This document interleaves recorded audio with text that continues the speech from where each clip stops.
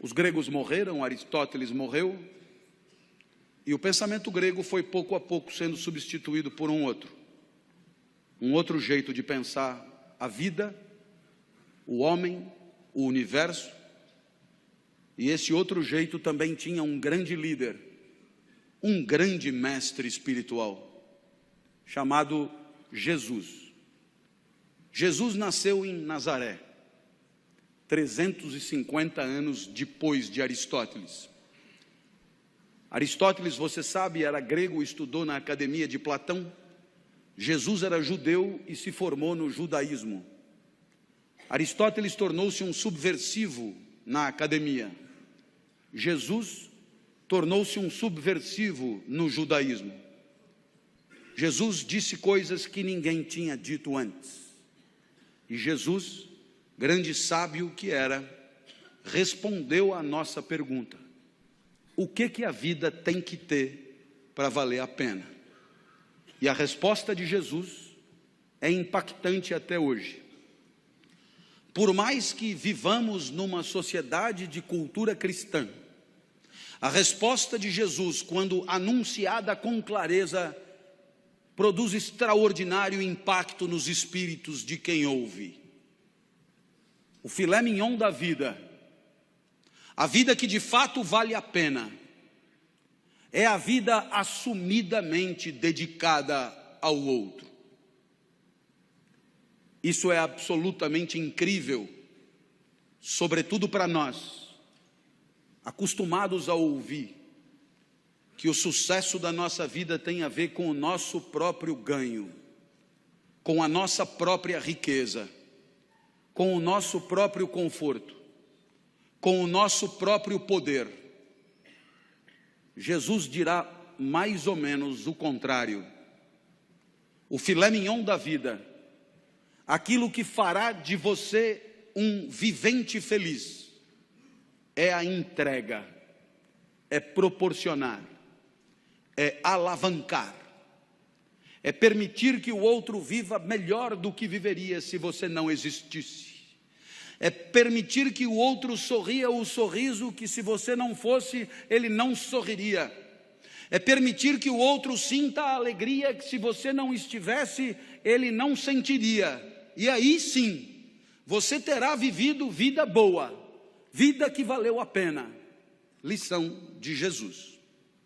Bem, os exemplos podem ir ao infinito.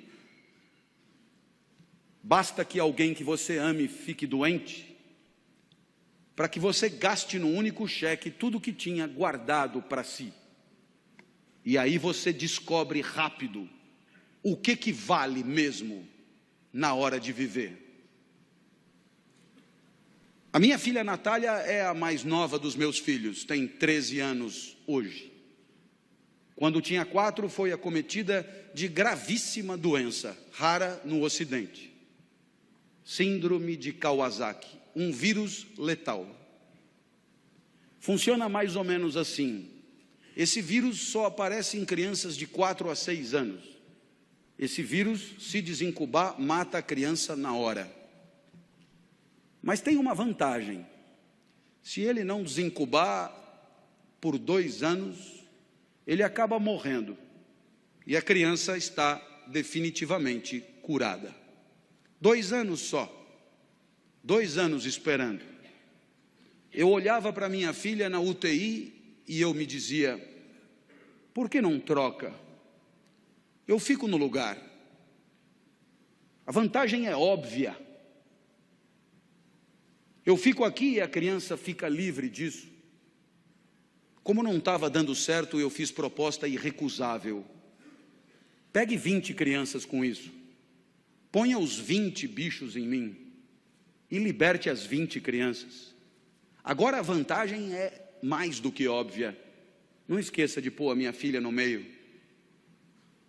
Bem, pensando assim, eu aprendi coisas sobre mim. Coisas que eu não sabia.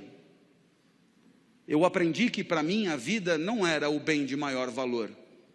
Continuar vivo não era o mais importante. Porque se fosse o mais importante, eu não trocaria. Se fosse o mais importante, eu jamais faria aquela proposta. Então, naquele momento, eu aprendi que havia alguma coisa que valia mais do que continuar vivo. Eu aprendi, então, a maior lição de Jesus de Nazaré. A maior lição. O que mais vale na vida, o filé mignon da vida. Eu aprendi que o amor vale mais do que a própria vida. Por isso propunha a troca.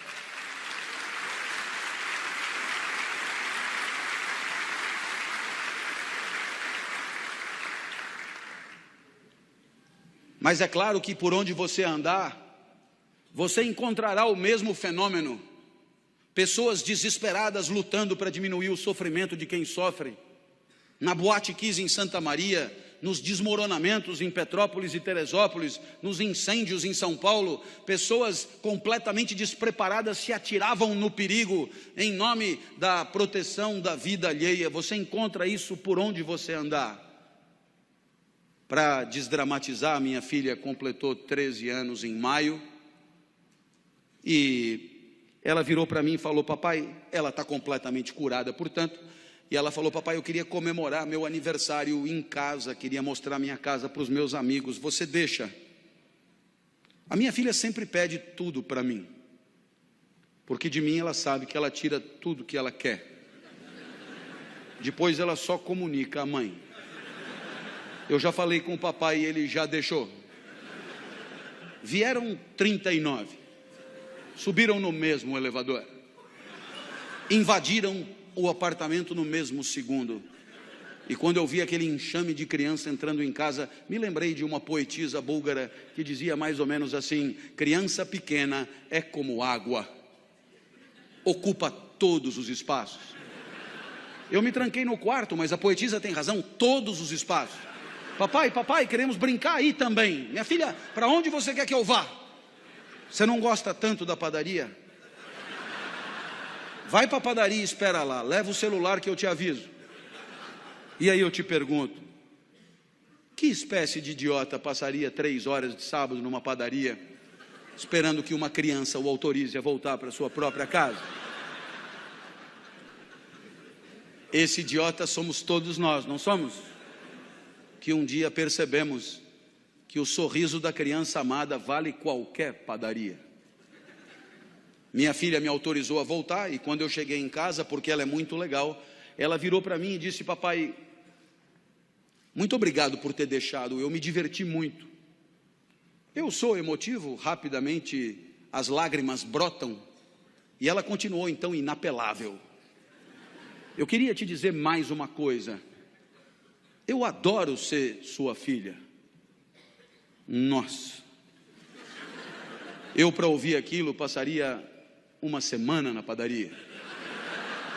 Eu acho que eu abriria uma padaria. Nesse momento você poderia imaginar que o exemplo de Jesus encontra abrigo em situações de afetos familiares, e você poderia imaginar que aqui é trabalho, evento profissional, competidores à flor da pele, com sangue no olho e faca nos dentes. A lição de Jesus não encontraria lugar aqui. Eu tendo a discordar.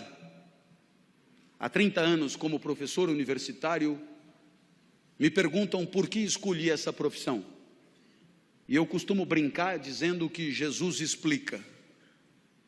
Porque se a vida boa é a vida dedicada aos outros, se o filé mignon da vida é a vida onde cada jaula e cada caloria é destinada a alegrar quem está na frente, se a vida boa é a vida em que o outro e o seu desabrochar são o maior valor, admita que a minha profissão é imbatível.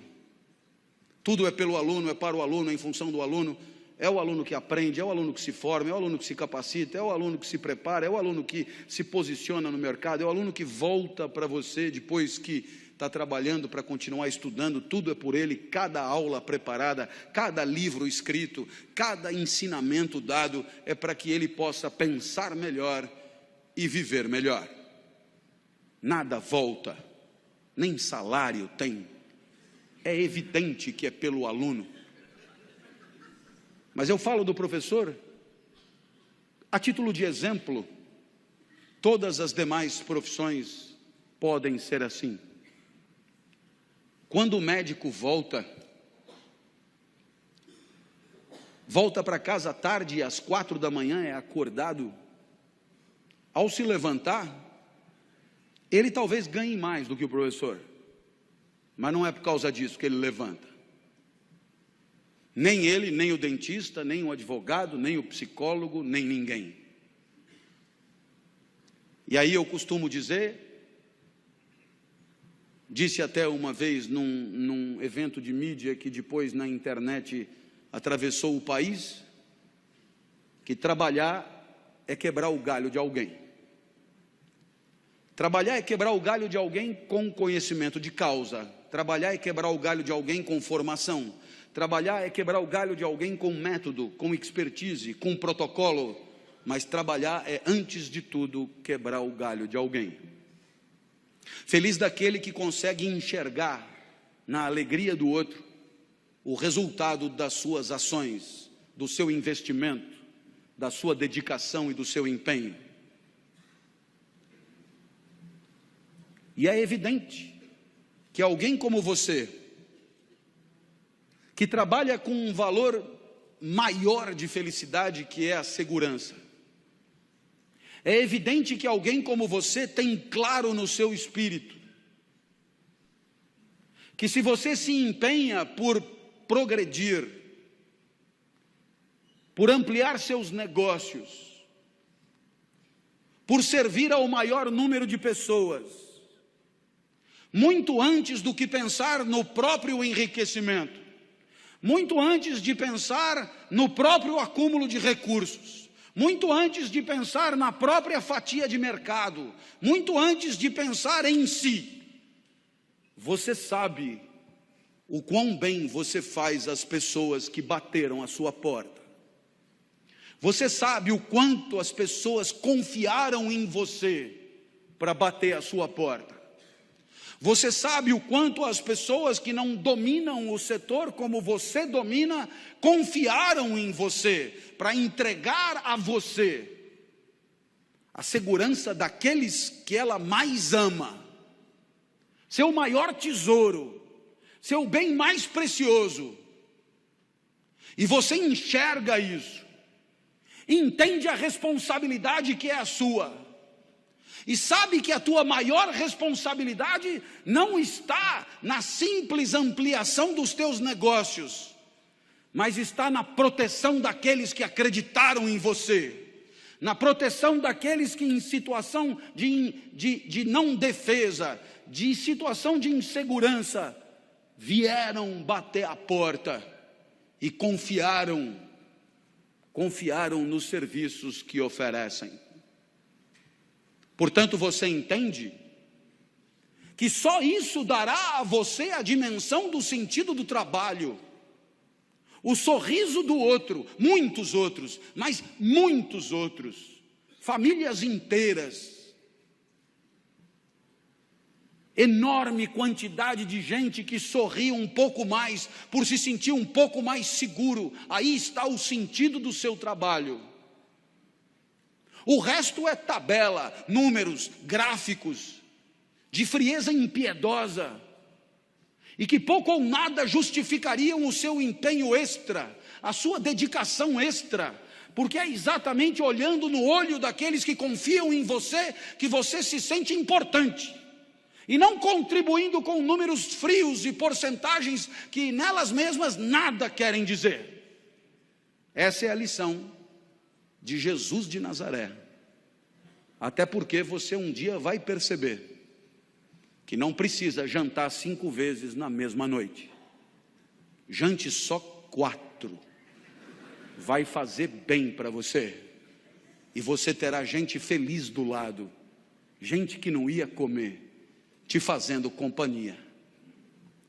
Uma homenagem a Jesus, segundo o sábio do nosso encontro.